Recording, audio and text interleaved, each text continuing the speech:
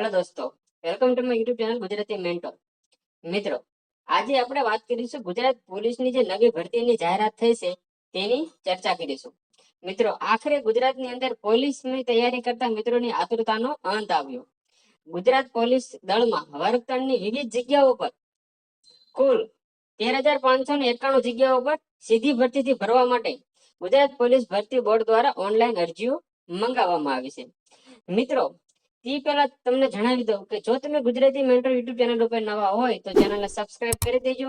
Video ગમે તો વિડીયોને લાઈક કરજો અને ગુજરાત પોલીસની તૈયારી કરતા પીએસઆઈ કે કોન્સ્ટેબલની તૈયારી કરતા મિત્રોને આ વિડીયો શેર જરૂર કરી દેજો. મિત્રો, હવે જે આ ભરતી આવી છે તો આપણે તેની જગ્યાની વાત કરી લઈએ. તો પીએસઆઈ ની જે ભરતી છે એમાં બિન હથિયારી પીએસઆઈ, હથિયારી પીએસઆઈ અને જેલર ગ્રુપ 2 આ જે 3 કેડર છે તેની જગ્યા બિન હથિયારી પીએસઆઈ ની અંદર 659 જગ્યા છે, ત્યારે હથિયારી પીએસઆઈ ની અંદર 129 જગ્યા છે અને જેલર ગ્રુપ 2 માં 70 જગ્યા છે. ટોટલ 858 જગ્યા છે. ગુજરાત પોલીસની અંદર પીએસઆઈ કેડરમાં 858 જગ્યા એટલે બહુ મોટી ભરતી કહેવાય. ક્યારેય આવી મોટી ભરતી પીએસઆઈ માટે આવી નથી. જે જેલર ગ્રુપ 2 છે તેનો પગાર ધોરણ પીએસઆઈ જેટલા જ હોય છે, એટલે તેને પીએસઆઈ ની સાથે મૂકવામાં આવી. હવે મિત્રો, આપણે કોન્સ્ટેબલની જગ્યાની અને એના સંવર્ગની વાત કરીએ તો બિન હથિયારી પોલીસ કોન્સ્ટેબલ જે સૌથી ઉપર આવે છે તેમાં 6,942 જગ્યા છે, ત્યારે હથિયારી પોલીસ કોન્સ્ટેબલ છે તેની અંદર 2,458 જગ્યા છે. ત્યારે હથિયારી પોલીસ કોન્સ્ટેબલના જે એસઆરપી આપણે કહીએ છીએ એને હથિયારી પોલીસ કોન્સ્ટેબલ જ કહેવાય છે, પણ આપણે એને શોર્ટમાં એસઆરપી તરીકે ઓળખીએ છીએ. તેમાં 3,002 જગ્યા છે. જેલ સિપાઈ પુરુષ એટલે કોન્સ્ટેબલ જ કહેવાય છે, પણ એને અલગ હોદ્દો આપવામાં આવે છે કે જેલ સિપાઈ. એ પુરુષની 300 જગ્યા છે અને જેલ સિપાઈ મહિલા કે જેને આપણે મેટ્રેન પણ કહીએ છીએ એની 31 જગ્યા છે.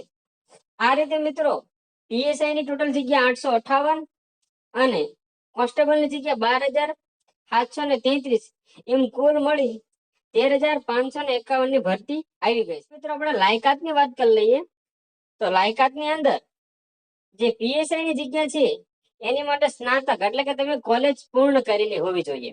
અને જો કોન્સ્ટેબલ ની વાત કરીએ તો તેની અંદર 12 પાસ અથવા તે સમકક્ષ એટલે કે જેને ડિપ્લોમા કર્યું હોય પછી 12માનું જે સર્ટિફિકેટ મેળવી લીધું હોય 12 પાસ સમકક્ષનું, તે વ્યક્તિ પણ કોન્સ્ટેબલ ની અંદર અરજી કરી શકે છે. અરજી ફરજિયાત તમારે ઓનલાઈન જ કરવાની રહેશે. ઓફલાઈન અરજી કોઈ પણ પ્રકારની સ્વીકારવામાં નહીં આવે. જે આપણે ઓજસની વેબસાઇટ છે ojas.gujarat.gov.in ઉપર તમે અરજી કરી શકો છો. તમે અહીંયા વેબસાઇટ જોઈ શકો છો. અને અરજી કરવાની ઓનલાઈન તારીખ 3 ડિસેમ્બર થી 23 ડિસેમ્બર આવતા બુધવારથી અરજી કરવાનું શરૂ થઈ જશે. મિત્રો, હવે આપણે વાત થઈ ગઈ કે અરજી ઓનલાઈન કરવાની છે, પરંતુ મિત્રો અરજી ઓનલાઈન કેવી રીતે કરવી? જો તમને મોબાઈલથી પણ તમે અરજી ઓનલાઈન કરી શકો છો. જો તમને અરજી ઓનલાઈન કેવી રીતે કરવી એ ન આવડતું હોય તો મને કોમેન્ટ કરજો, હું જરૂર ઓનલાઈન અરજી કરવા બાબતનો વિડીયો બનાવીશ. અને જો પીએસઆઈ અને કોન્સ્ટેબલની સિલેબસ પણ જો તમને ખબર ડિટેલમાં ના હોય તો તે પણ મને કોમેન્ટ કરજો. હું પીએસઆઈ અને કોન્સ્ટેબલના સિલેબસ વિગતવાર ઇન્ડિવિડ્યુઅલ તમને સમજાવીશ કે ગ્રુપ પીએસઆઈ ની અંદર કઈ રીતે તૈયારી કરવી, કોન્સ્ટેબલ ની અંદર કઈ રીતે તૈયારી કરવી, એનો ડિટેલમાં વિડીયો બનાવીશ. મને કોમેન્ટ કરજો. જો મિત્રો વિડીયો તમને ગમ્યો હોય તો વિડીયોને લાઈક કરજો, ચેનલને સબસ્ક્રાઇબ કરજો અને જે પોલીસની તૈયારી કરતા હોય તેવા મિત્રોને વિડીયો શેર કરી દેજો. થેન્ક યુ મિત્રો, ધન્યવાદ.